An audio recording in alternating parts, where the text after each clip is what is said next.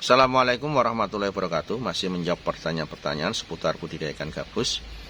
Ya, lanjut lagi ini dengan Bapak Reno ya, Bapak Reno yang ada di Bekasi, Mohon penjelasannya Pak seputar masalah ikan gabus.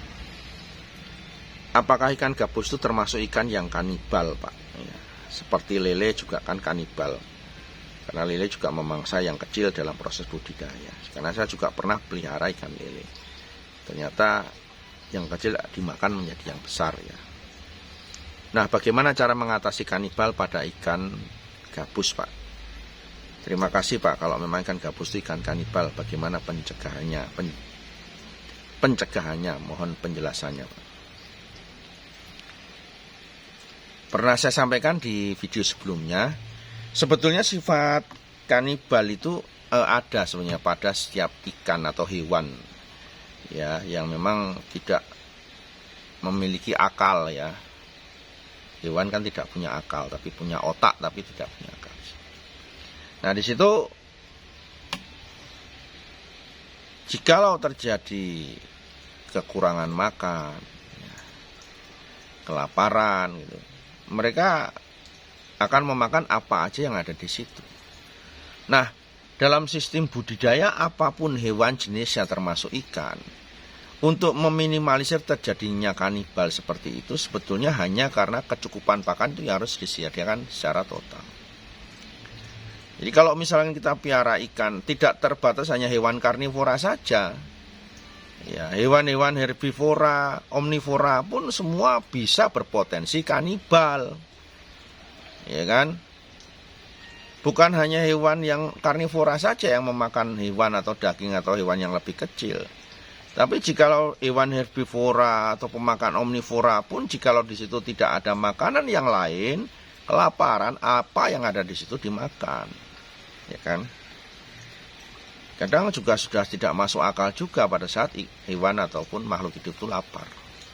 Contoh kita lihat ya kan, misalkan hewan sapi, hewan kambing, ya misalkan contoh di TPA, mana TPA Bantar Gebang misalkan di daerah Jakarta itu kan misalkan. Itu kalau sapi dilepas di TPA, karena sudah tidak ada rumput, kertas pun dimakan.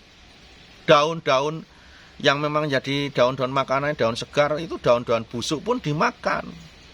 Karena tidak ada lagi yang dimakan di situ.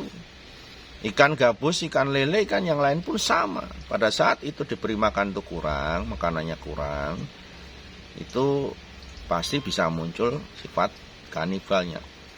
Hanya saja memang cara mereka memakan sesamanya itu caranya beda-beda. Contoh kalau ikan lele ya, karena ikan lele itu tidak punya rongga gigi penghancur ataupun rahang, yang kecil ya ditelan. Kan gitu, yang kecil ditelan. Utuh gitu. Cara memangsanya seperti itu. Kalau gabus, ya ada dua cara di situ. Kalau dia lapar, yang kecil disamber, atau yang seukuran dengan dia dikeroyok rame-rame. Nah, itu. Jadi kalau kanibal itu tergantung dari ya kondisi kesiapan sumber bahan makan yang ada di kolam ataupun di tempat ikan itu hidup kalau di ikan. Jadi kanibal itu bisa berlaku pada semua hewan, termasuk hewan omnivora sekalipun. Ya, kalau ikan gabus di sini sudah beri makan pelet, hanya saja memang kebiasaan itu yang akan meminimalisir risiko terjadinya kanibal pada saat kelaparan. Ya, jadi bisa jadi kalau pada saat lapar tidak kanibal karena memang dari awal sudah diberikan sebuah pengajaran yang menjadi sebuah rutinitas kehidupan si ikan itu. Misalkan sudah dibiasakan ngasih makan pelet terus, ya sekanibalnya dia tidak akan memakan daging. Nah, itu masalahnya ini. Ya, karena memang karakter ikan tadi beda-beda ya. Ya justru yang bahaya itu yang bukan karakter ikan karnivora atau pemakan tumbuh-tumbuhan itu. Yang bahaya justru di hewan yang bisa makan apa-apa itu. Ya, misalkan lele ya, lele itu kan dia pemakan segala itu, dikasih nasi ya dimakan, dikasih daunnya dimakan, dikasih pelet ya dimakan, dikasih daging juga dimakan. Nah, justru disitulah yang bahaya itu ikan yang seperti itu. Ya, kalau yang karnivora kayak ikan gabus selama itu masih budidaya itu mudah diarahkan. Tingkat resikonya tidak besar. Karena apa? Dia sudah diajarkan pelet saja makanannya. Pada saat dia dikasih daging dia nggak doyan. Ya, justru ikan-ikan yang mempunyai karakter seperti gabus itu mudah diarahkan. Tingkat kanibalismenya tidak tinggi. Ya, karena sudah biasa makan pelet, kemudian dia lapar. Ya. Kalau di situ tidak ada koloni yang besar untuk dia memangsa yang kecil atau yang lebih kecil tidak banyak, dia tidak akan memangsa yang kecil. Ya, dan itu sudah saya coba berkali-kali, cukup banyak kali ya. Di sini saya dari nampung ikan hasil tangkapan alam budidaya pun sama. Ada yang sejempol ini, ada yang satu lengan gini, campur di situ.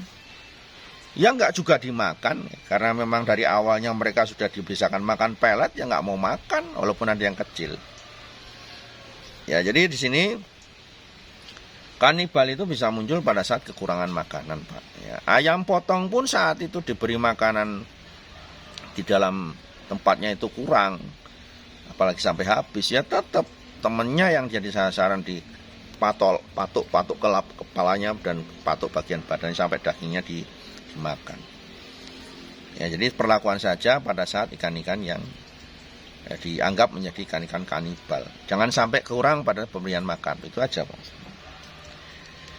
Oke, berikutnya pertanyaan lanjutnya dari Bapak Wahono, Pak Wahono yang ada di Gerobokan, Mohon jawabannya, Pak, dari pertanyaan saya. Ya, pertanyaan saya untuk paket kemitraan ini apakah ada, Pak, yang tidak berhasil dalam proses pembenihan dan masalahnya apa, Pak?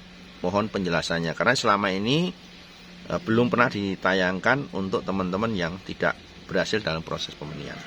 Terima kasih. Ya, Pak, memang ada yang tidak berhasil dalam sektor usaha apapun itu ada orang yang tidak berhasil. Budidaya pun sama, di pembenihan pun sama, pembesaran pun sama. Ada yang tidak berhasil, ya. Hanya saja memang kalau kita bicara sebuah promo, ya tidak akan kita mempromosikan sesuatu yang tidak berhasil kan.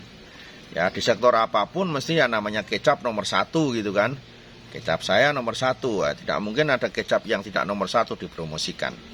Dan juga di situ kalau orang gagal ya nggak mungkin dipromosikan dalam sebuah ajang-ajang medsos ataupun promo-promo yang lain. Tentunya semua usaha, lini usaha apapun yang berhasil lah yang diangkat kan gitu. Nah, yang tidak berhasil pun di sini juga ada ya, di pembenihan itu. Nah, apa yang menjadikan mereka itu tidak berhasil kalau saya lihat di situ adalah pertama kurangnya fokus dalam sebuah usaha. Saya katakan kalau yang ikut di pembenihan itu hanya orang-orang yang tidak bekerja. Ya, kalau Bapak datangnya ke sini sudah jujur ngomongnya tidak bekerja, bisa ikut. Pasti akan jadi kalau diseriusi karena dia tidak punya pekerjaan lain. Dia fokus ngurusi ikan. Tapi kalau yang ke sini datangnya itu mereka tidak jujur, bohong, kemudian bilang, "Pak, saya tidak punya pekerjaan." Tapi prakteknya pada saat ngambil paket dia pekerja kantor, pulangnya sore. Pasti hasil dari pembenihan itu tidak banyak berhasil. Ya. Jadi pertama di situ dari awal sudah tidak fokus. Ya, pertama ya karena namanya pembenihan kita harus fokus di satu bidang. Kemudian di situ usaha yang dilakukan di pembenihan ini mereka berharap instan. Ya, bahwa dengan pembenihan ini begitu nanti piara induk sebulan sudah jadi duit. Jadi persiapan mental itu kurang saat menghadapi ketidakberhasilan di situ. Jadi tujuannya adalah untuk mendapatkan hasil secepat mungkin, sudah ditanamkan, wah nanti bulan pasti telur, nah itu. Jadi belum bisa memaklumi bahwa di dalam sektor budidaya itu ada faktor yang kadang bisa membuat kita juga harus mengalami kegagalan proses dan juga kadang mengalami kemunduran dari hasil ya. Misalkan contoh hasilnya panen biasanya sebulan udah bisa dijual benihnya, ternyata karena induknya belum bertelur mundur jadi 2 bulan. Nah, itu bisa saja terjadi seperti itu. Ya, jadi pertama itu kurang fokus, kemudian yang kedua di situ orientasinya sudah harus cepat dapat duit, ya, instan lah, ya itu tidak bisa.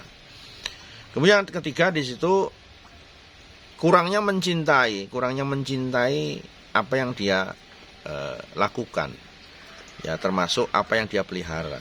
Jadi kalau kita sudah budidaya ikan, ya kita minimal senang sama ikan. Tidak bisa kita lakukan sebuah usaha pembenihan ini yang kualitasnya pokoknya yang penting saya rawat ya, tapi tidak menyukai atau suka dengan ikan. Ya, itu pasti hasilnya juga tidak akan baik dan tidak akan berhasil dengan sempurna ya. Ya, di situ jadi kegagalan itu sebenarnya ada saja di sektor pembenihan itu, hanya saja memang yang paling utama, paling banyak kenapa kok nggak gagal tuh kurangnya fokus dalam satu usaha. Mau pembenihan ya gabus yang masih piara lele, piara gurame dan lain-lain, sehingga apa terbengkelai gitu kan di situ. Kemudian intinya juga muari sama bahwa di situ tidak fokus di sektor pembenihan saja. Semua usaha dijalankan bersama-sama. Nah itu yang saya lihat di lapangan, kenyataan bahwa mitra-mitra yang tidak berhasil itu di situ itu. Ya. Kalau induk mati jelas kan tadi saya sampaikan ada gantinya. Kalau belum bertelur kan akan ada gantinya.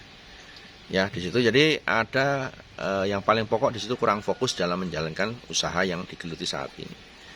Maksud saya begini, kalau memang sudah niat mengambil di sektor pembenihan, ya sudah fokus saja bikin benih, nggak usah yang lain-lain. Kenapa saya katakan yang lainnya? Apa atau yang dicari di lain-lain itu sama kan, di lain juga cari tambahan uang. Nah kalau di pembibitan aja difokuskan aja mau hasil berapapun bisa, dibanding harus menjalankan usaha yang belum pasti. Contoh, ya sekarang sudah pembinaan ikan gabus per 10.000 5 juta. Kemudian buka usaha yang lain, di mana usaha itu belum jelas. Jualan misalnya jualan makanan. Ya, jualan makanan, apakah ada yang nampung makanan yang kita buat? Belum tentu juga kan. Di pembenihan sudah jelas, Bapak bikin bibit, saya yang nampung, bayaran, selesai kan. Nah di situ yang saya sampaikan ada perbedaan yang memang harus kita skala prioritaskan. Ini prioritasnya ini nih pembenihan, karena jelas kalau saya bikin benih, saya dapat 10.000, Pak Wanti bayar 5 juta, udah itu jelas. Daripada aku buka warung makan, tak jual nasi makanan, siapa yang mau menampung kalau nggak laku, nggak ada. Ya berarti apa? Resikonya besar kan gitu. Ya, ini sebagai perbandingan saja. Ya, jadi harus fokus. Pembenihan saja, nggak usah buka warung makan. Itu contoh ya, nggak usah buka warung makan. Udah fokus salah satu aja. Nggak usah nyambi-nyambi yang lain. Ya, itu pasti akan berhasil. Oke? Sukses untuk semua teman-teman pembudidaya ikan gabus ya. Sampai di sini dulu jawaban dari saya. Dan sabar ya, yang belum dijawab, ya masih banyak sekali yang belum saya jawab. Saya punya utang jawaban kepada pemirsa dan teman-teman. Ya, karena ini sekarang ini mau kita nyiapkan bibit dan induk ikan gabus, kita akan kirim ke Jakarta ya. Oke, assalamualaikum warahmatullahi wabarakatuh.